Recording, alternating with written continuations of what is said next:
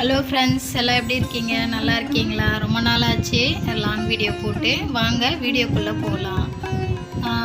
வீடியோக்குள்ளே போகிறதுக்கு முன்னாடி என்னுடைய சேனலை வந்து சப்ஸ்கிரைபர் பண்ணிக்கங்க, லைக் பண்ணிக்கங்க. இது எந்த கோவில் என்று உங்களுக்கு தெரியுதுங்களா? கண்டிப்பாக தெரிஞ்சிக்க வாய்ப்பு இல்லை. இது வந்து எங்கே இருக்குதுன்னு பார்த்தீங்கன்னா வந்து டி நகர் சொல்லுவாங்க. சென்னையில் தாங்க. சென்னையில் டி நகர் நிறைய ஃபேமஸான ஏரியா அதுதான்.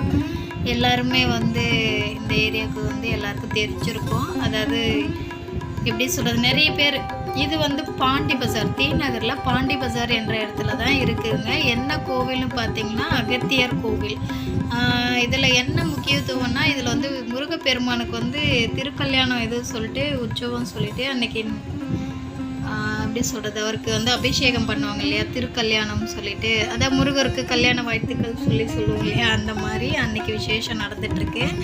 அதே மாதிரி இதில் இன்னொரு முக்கியமான அந்த கோவிலில் ஒன்று இருக்குது. உண்மையிலேங்க உங்களுக்கு வந்து எல்லாருக்கும் வந்து டவுட் இருக்கும்.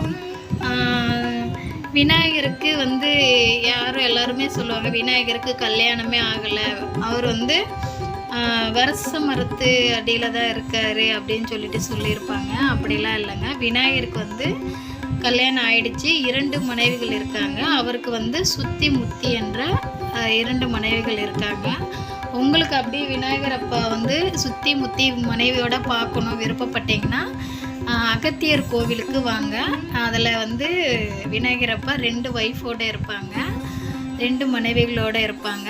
உங்களுக்கு வந்து உண்மையிலே டவுட் இருக்கும், என்னடா இது விநாயகருக்கு கல்யாணமே ஆகலை, இவங்க வந்து கல்யாணம் ஆயிடுச்சு அப்படின்னு சொல்கிறாங்க அப்படின்னு.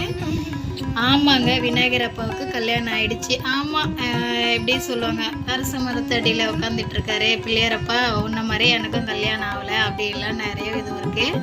அது வந்து ஒரு அவதாரத்தில் வந்து அந்த மாதிரி பிள்ளையாரப்பா வந்து இருக்கார். இந்த ஒரு அவதாரத்தில் வந்து சுத்தி முத்தியோடு இருப்பார். கண்டிப்பாக உங்களுக்கு பார்க்கணும் அப்படின்னு சொல்லிட்டு தோணுச்சுன்னா கண்டிப்பாக நீங்கள் போய் பாருங்கள். இந்த கோவில் வந்து பாண்டி பஜார், அதாவது தேனாம்பேட்டை சொல்லுவாங்க இல்லையா, பாண்டி பஜாருக்கு டி நகருக்கும் நடுவில் இருக்குது. கண்டிப்பாக போய் பாருங்கள் ஃப்ரெண்ட்ஸ். பிடிச்சிருந்தா என்னுடைய சேனலை லைக் பண்ணுங்கள், சப்ஸ்கிரைபர் பண்ணுங்கள். ஓகே ஃப்ரெண்ட்ஸ், அடுத்த வீடியோவில் நம்ம தொடர்ந்து பார்ப்போம். ஓகே, பாய்.